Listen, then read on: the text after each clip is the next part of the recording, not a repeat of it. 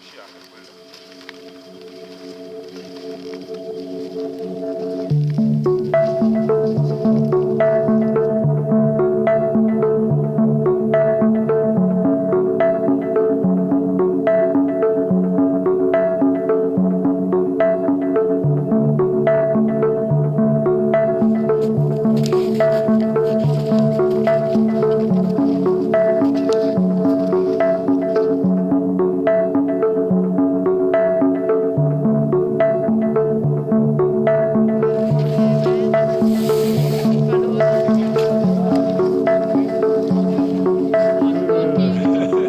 La fascetta anni 60. Fascetta K2 anni 70. 70.